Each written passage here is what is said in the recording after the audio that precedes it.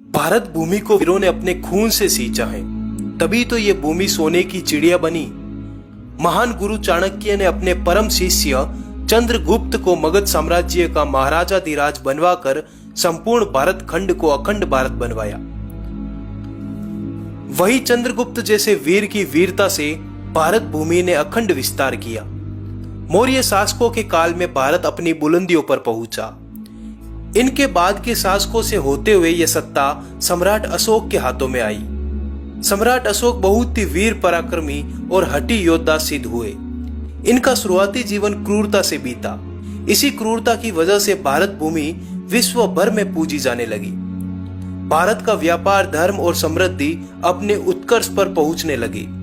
पर इतने महान और कुशल योद्धा सम्राट अशोक ने कलिंग के उस महाविनाशी युद्ध के बाद बौद्ध धर्म अपना लिया और शांति के मार्ग पर बौद्ध धर्म के प्रचार की ओर बढ़ने लगे।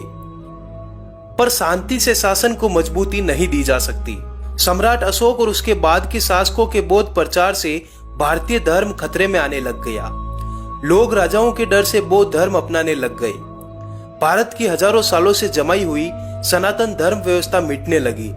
वहीं दूसरी तरफ उस जमाने का महान मौर्य साम्राज्य सनातन धर्म से अलग होने के कारण टुकड़ों टुकड़ों में बंटना शुरू हो गया, क्योंकि क्षत्रिय राजाओं ने बौद्ध राजा की अधीनता स्वीकार करने से मना कर दिया। वहीं एक तरफ दूर देशों के राजाओं ने सनातन धर्म त्याग कर बौद्ध धर्म के शांति की राहों को चुनना स्वीकार कर लिया। क्षत्रिय अब तलवारों को छोड़ केसरिया वस्त्रों में भिक्षुओं के रूप में शांति के गीत गाने लग गए। भगवान बुद्ध के संदेशों को दुनिया के हर राष्ट्र तक पहुंचाने के लिए राजाओं ने धन देना शुरू कर दिया। ये कुछ हद तक सही भी था कि भारत का धर्म दुनिया पर छाएगा, पर एक राष्ट्र के तौर पर देखें तो सुरक्षा को खतरे में डालने वाला कदम सिद्ध होने लगा। कमजोर हो चुके मगध साम्राज्य के सम्राट वृद्धरथ की शांति की राहों पर चलने के चलते विदेशी यवन यूनानी डेमेट्रियस ने मौका पाकर लगातार भारत के सिंध पर हमले करने शुरू कर दिए। इन भयंकर हमलों का जवाब देना बौद्ध शासकों के लिए भारी पड़ रहा था।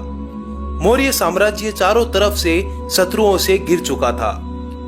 विदेशियों की नजरें भारत की अकूत अपार दौलत पर थी, जिसे बचाने के लिए भारत को अब एक वीर पराक्रमी महावीर की जरूरत महसूस होने लगी। ऐसे वीर योद्धा की जो वैदिक धर्म की पुनः स्थापना करे और शांति को छोड़ तलवार को स्वीकारते हुए युद्ध का शंखनाद करे। ऐसे योद्धा की जो अपने देश, धर्म, धन और समाज की रक्षा करे।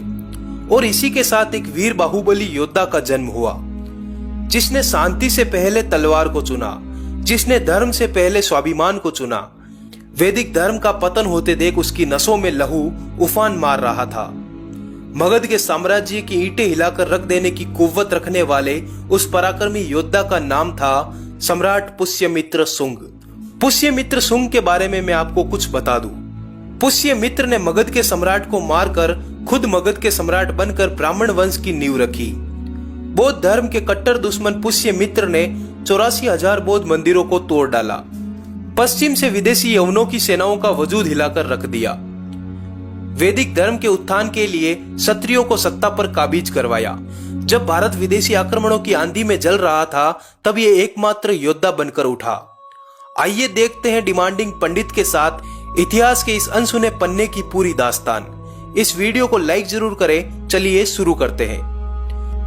पुष्यमित्र शुंग का जन्म ईसा के जन्म से 184 साल पहले हुआ था। पुष्यमित्र के जन्म के समय मगध के साम्राज्य पर सम्राट वृद्धरथ का राज्य था। सम्राट वृद्धरथ बौद्ध धर्म अपना चुके थे, जो मात्र शांति चाहते थे।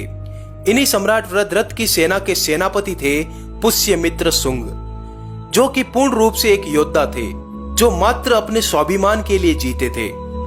पर इसी के साथ उधर भारत के सिंध की तरफ विदेशी ग्रीक डेमेट्रियस की सेनाओं ने सिंध के स्थानीय बौद्ध भिक्षुओं को अपने साथ मिला लिया। उन्होंने बौद्ध भिक्षुओं को अपनी बातों में उलझाकर कहा कि तुमने अगर हमारा साथ दिया तो हमारे राजा बौद्ध धर्म अपना लेंगे। इन्हीं बातों में उलझाकर विदेशी यवन सैनिक वृद्धरथ की सेना की तैयारियां देखने के लिए भिक्षुओं के भेष में बौद्धों के साथ रहने लगे। अब डेमेट्रियस द्वारा भारत विजय की तैयारियां शुरू हो गई। बौद्ध भिक्षु ग्रीक सैनिकों को भिक्षुओं के वेश में अपने मठों में पनाह देने लगे, पर ये बहरूपीय ग्रीक भिक्षु अपने साथ हथियार भी छुपाने लगे। इसी बात के समाचार पहुंचे मगध के सम्राट वृद्धरथ के पास, पर उन्होंने इस बात को वक्त पे छोड़ दिया और कहा कि वक्त आने पर जवाब दिया जाएगा। इस पर सेनापति पुष्यमित्र शुंग गुस्से से लाल होने लगे। उन्होंने क्रोध भरे स्वरों से कहा, हे राजन, आज्ञा दे, अभी इन बौद्धों की बस्तियों को उजाड़ दूं। इनका इतना दुस्साहस कैसे हो सकता है कि हमें ललकार दे सके। आज्ञा दे, जिसने मगध साम्राज्य से विश्वासघात किया उसकी नस्लें मिटा दी जाए। पर वृद्धरथ ने ऐसा करने से पुष्यमित्र को मना कर दिया। इस पर पुष्यमित्र शुंग कई वर्षों से वैदिक धर्म के अपमान की अपने अंदर जल रही ज्वाला को पेश करते हुए कहा कि मगध की सेना मगध के सेनापति के पीछे है, किसी सम्राट के पीछे नहीं। मैं बौद्धों के शिविरों में छुपे विदेशी ग्रीकों पर हमला करूंगा और जरूर करूंगा, भले ही मुझे मगध के सम्राट के विपरीत ही क्यों न जाना पड़े। इस पर सम्राट के आदेश के विरुद्ध पुष्यमित्र ने सेना तैयार की और निकल पड़े सिंध की तरफ। सिंध के बौद्धों के शिविरों पर पुष्यमित्र का यह पहला हमला था, जो अत्यंत ही क्रूर सिद्ध हुआ। भिक्षु के रूप में छुपे 300 ग्रीक सिपाहियों को पुष्यमित्र के सामने जंजीरों में जकड़कर जब लाया गया तो एक एक ग्रीक सैनिक की गर्दनों को धड़ से अलग कर दिया गया और सभी बौद्ध भिक्षुओं को कैद करके मगध के सम्राट के सामने पेश किया गया। यही पुष्यमित्र ने मगध के सम्राट को तलवार सौंपते हुए कहा, हे राजन, अपने क्षत्रिय धर्म का पालन करो। पर शांति के दूत वृद्धरथ पुष्यमित्र पर उनका आदेश न मानने के कारण पहले से नाराज थे। उन्होंने पुष्यमित्र को अपनी सभाओं से निष्कासित कर दिया। यहीं से पुष्यमित्र के क्रोध की ज्वाला फूट पड़ी। यहीं से पुष्यमित्र अपनी जनेऊ उतारकर तलवार को अपना साथी चुन चुके थे। एक दिन वृद्धरथ अपनी सेना के साथ थे, तभी पुष्यमित्र अपनी सेना के साथ वहां पहुंच गए और दोनों के बीच भारी बहस छिड़ गई। बहस इतनी बढ़ गई कि वृद्धरथ ने पुष्यमित्र पर हमला कर दिया। इसी के जवाब में पुष्यमित्र ने अपनी तलवार निकालकर एक ही वार में वृद्धरथ को 2 टुकड़ों में चीर दिया। यहीं से मौर्य वंश को समाप्त करते हुए पुष्यमित्र ने शुंग वंश की स्थापना की। इसी के साथ पुष्यमित्र ने ललकार देते हुए खुद को मगध का सम्राट घोषित कर दिया। पुष्यमित्र की इसी घोषणा के साथ बौद्ध राजाओं पर मानो अंधकार के काले बादल छा गए। पुष्यमित्र ने सम्राट बनते ही सबसे पहले क्षत्रियों की शुद्धि का काम शुरू किया और अपनी सेनाओं में क्षत्रियों को जोड़ना शुरू कर दिया और इसी सेना के साथ निकल पड़े पश्चिम की तरफ और भयावह हमले के साथ मिनेंडर की सेना पर ऐसा धावा बोला कि मिनेंडर युद्ध का मैदान छोड़कर ही भाग निकला। फिर भी पुष्यमित्र की सेनाओं ने उसका सिंधु नदी के पार तक पीछा किया। यहीं से सालों से शांति के धुन में जी रही मगध की सेनाओं को फिर से नया जोश मिला। उधर पुष्यमित्र शुंग के पुत्र अग्निमित्र ने दूसरी सेना की कमान संभालते हुए दक्षिण के राजा यज्ञसेन पर हमला कर दिया और विदिशा सहित दक्षिण के अधिपति बनकर चारों ओर वैदिक धर्म की पताका फहरा दी। यहीं से आसमानों में फिर से वैदिक धर्म का बिगुल बजने लगा। भारतीय बौद्ध राजाओं को नजरबंद कर दिया गया। सभी राजाओं पर एक छत्र शासन स्थापित करते हुए पुष्यमित्र शुंग ने तेजी से हिंदू धर्म का पुनः विस्तार किया। लगातार जीतों के बाद पुष्यमित्र ने समाप्ति की ओर जा चुके हिंदू वैदिक धर्म को पुनः जीवित करने का काम किया। लाखों बौद्ध बन चुके हिंदुओं को फिर से हिंदू धर्म में लाया गया। पुष्यमित्र शुंग ने 3 बार अश्वमेध यज्ञ करवाते हुए खुद को अखंड भारत का आर्य सम्राट घोषित कर दिया। पुष्यमित्र शुंग ने बौद्ध धर्म के लिए दी जाने वाली राजकीय राशि बंद करवा दी। पुष्यमित्र कुछ हद तक बौद्धों से नफरत रखते थे, क्योंकि उन्होंने देखा कि कैसे बौद्धों ने डेमेट्रियस की सेना का साथ देकर मगध के साम्राज्य को धोखा दिया।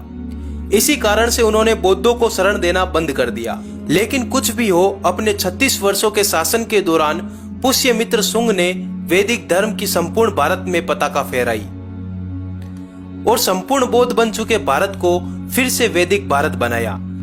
हालांकि कई इतिहासकारों का मानना है कि पुष्यमित्र शुंग बौद्धों के कट्टर दुश्मन थे। उन्होंने 84,000 बौद्ध स्तूपों को तुड़वाया। उन्होंने प्रत्येक बौद्ध के गर्दन के बदले 100 स्वर्ण मुद्राएं देने का फरमान जारी किया। उन्होंने अपने राज्य में बौद्धों के प्रवेश पर पाबंदी तक लगवा दी और हजारों बौद्धों को मरवा दिया।